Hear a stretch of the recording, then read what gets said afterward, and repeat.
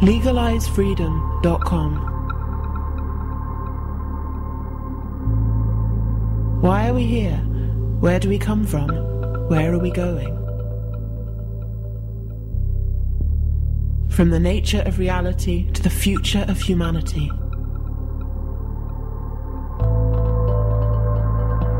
Beyond politics, poverty, and war. LegalizeFreedom.com.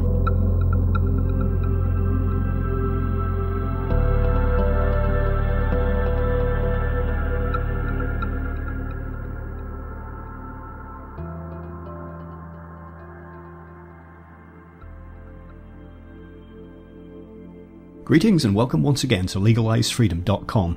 I'm your host Greg Moffat, and my guest today is publisher of the TrendsJournal and founder of the TrendsResearchInstitute, Gerald Celente, who joins us to discuss the outlook for 2015. What in the world is going on? Each day seems to bring with it a new geopolitical crisis, yet another political debacle, more dire economic warnings, increasing social unrest, one more environmental threat. But what does it all mean, and what can be done? How will it end? Gerald's TrendsJournal is the only magazine in the world that pinpoints how today's current events form future trends and how they will affect your business, career, family and future. The TrendsJournal provides unbiased insights, analysis and forecasts of critical financial, political, economic, business, retail, entertainment, technology, science and other trends that are fact-based, data-driven and on the cutting edge. Gerald's track record speaks for itself. He's been forecasting worldwide since 1980. No one has been so right on so many issues so often. Hello and welcome, Gerald, and thank you so much for joining us today on LegalizeFreedom.com. Well, my pleasure to be with you, Greg. Now, Gerald, today we're going to be discussing some of the issues raised in the latest edition of the TrendsJournal, of which you're the publisher. For listeners who don't know, just briefly let them know what the journal's about. Well, what we do is we look at over 300 different trend categories, everything from geopolitics to economics, to environment, to food, to healthcare, you name it, we cover it. And we've been doing this since 1980 and publishing the TrendsJournal since 1991. And I would say as all of the magazines, or most of them around the world, shrink and become lower quality, we keep expanding and growing and putting in the best quality that we can. So, for example, although it's digital, it's hard copy as well. And it's the finest paper and photographs. All of the quarterly journal is advertising free.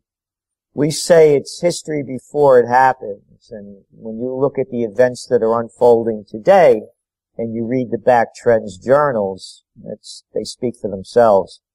And we also do Trends in the News each night, each weekday night. We cover the real news and what trends are going to lead to and how they're going to develop. And we also have a Trends Monthly, and we have conferences here in Colonial Kingston, New York, on trends in various subjects. Okay, Gerald, the first thing I want to ask you about today is the oil price. That crashed in 2014 and continues to actually edge downwards. What's your take on that? I mean, is it the Saudis just trying to regain control of the market, or are they acting as some kind of US proxy, hammering Russia? What's going on? We've been on top of this. Again, we do Trends in the News, as I mentioned, and every day we do oil, gold, and the markets.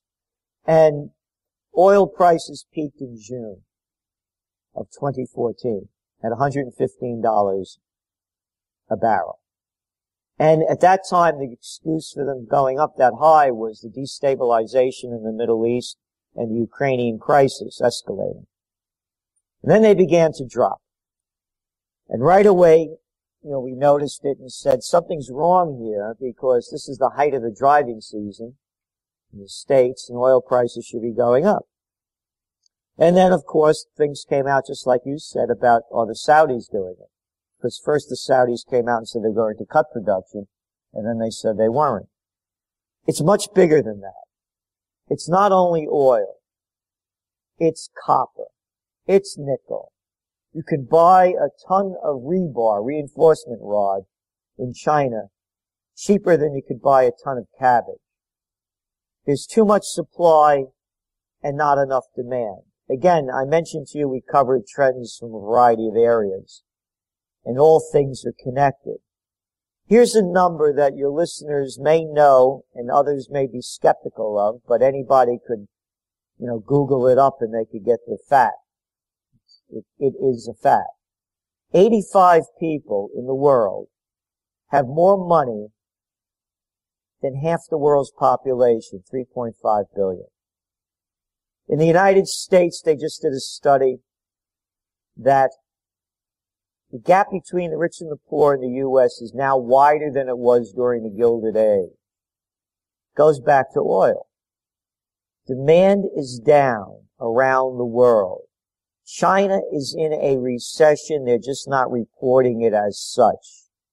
China, for example, when I mentioned copper prices being down to 5-year lows, China consumes 40% of the new copper mined each year.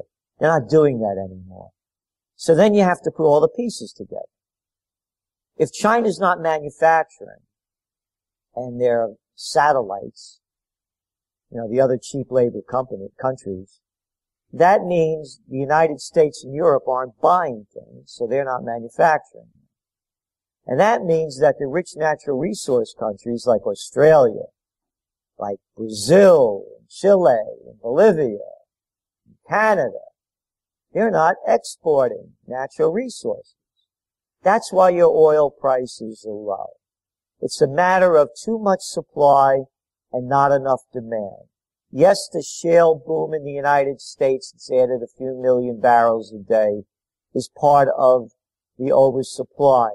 But the bigger issue is the lower demand. So that's what this is about, because when you start again putting the pieces together, in Europe they're worried about deflation. This isn't deflation. It's a depression. When people have no money, prices go down because people aren't buying this stuff. It's as simple as that. But simpletons are in charge. But they got better names. They call themselves, presidents of chancellors and this and that's. They always roll out a red carpet. So that's all this is. The world is in a depression. A lot of it. And they still don't call, by the way, what's going on in Greece and Spain. They don't call that a depression. They call it a recession. So, and Ireland, and, you look around the world, country after country. So this is big. And then the implications are, they say, that'll mean it'll be more money in consumers' pockets. Yeah, about $1,000 more a year, maybe. Yeah, and it'll do something to boost the budget a little bit. But it's just a reallotment of where you're going to spend your money. So rather than the oil companies getting it all, maybe Burger King and McDonald's will get a slice. Now, you mentioned the shale oil situation in the US, and obviously the oil price in itself overall is going to have an effect on that. It comes at an interesting time because over here in the UK, 2014 was the year that British Prime Minister Cameron basically said that he wanted to see fracking up and running here in the UK. And I'm in touch with some groups who are protesting this movement. And basically they've said the whole thing seems to have rather stalled. I don't know what your take is on that, and whether we're seeing an effect on the shale oil situation in the US, because a lot of people said that was basically in bubble territory, and a lot of the companies were never going to make any money.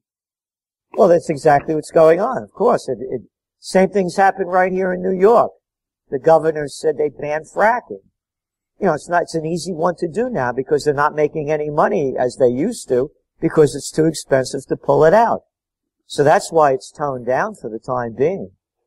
And by the way, what's going on over there, off the coast, where they're asking now the UK government, to lower the taxes because, oil coming out of the area now, out of the sea over there it's not, they're losing money because of the taxes, so and the low prices. So now they're asking them to lower taxes.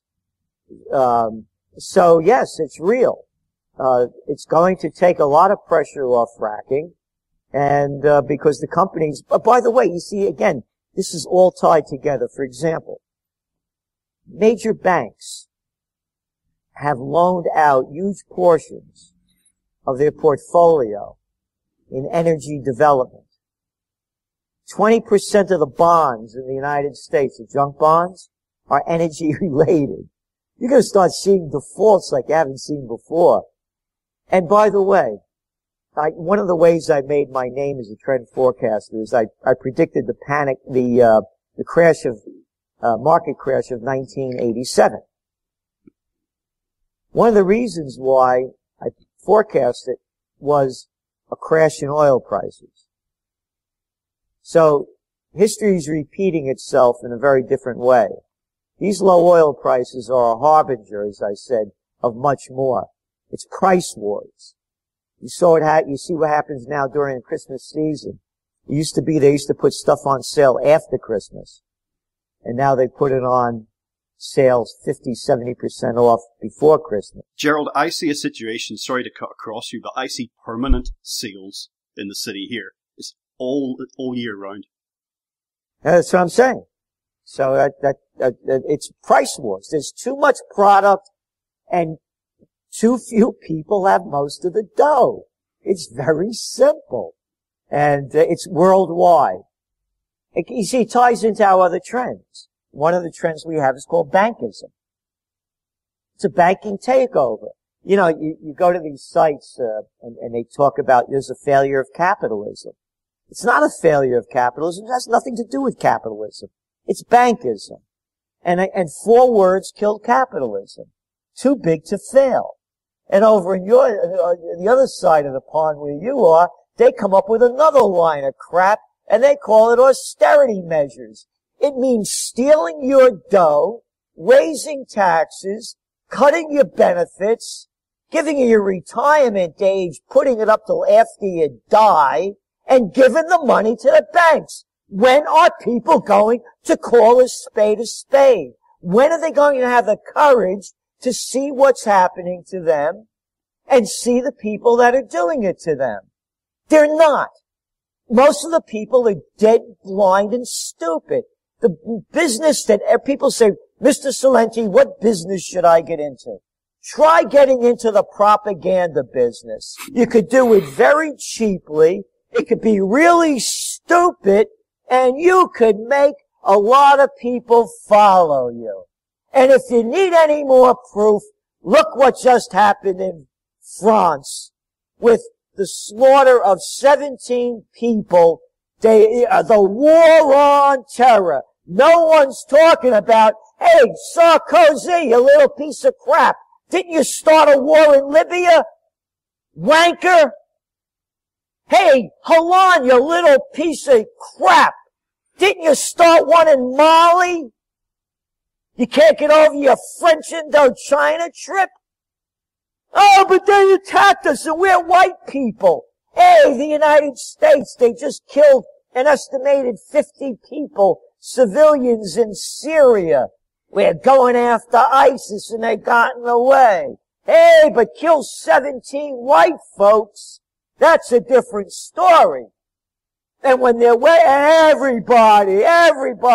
By the way, in France, you cannot do to the Jewish people that magazine did that they do to the Muslims. It would be against the law. You would be faced with fines. That's a fact. So it's a two-sided street. Everybody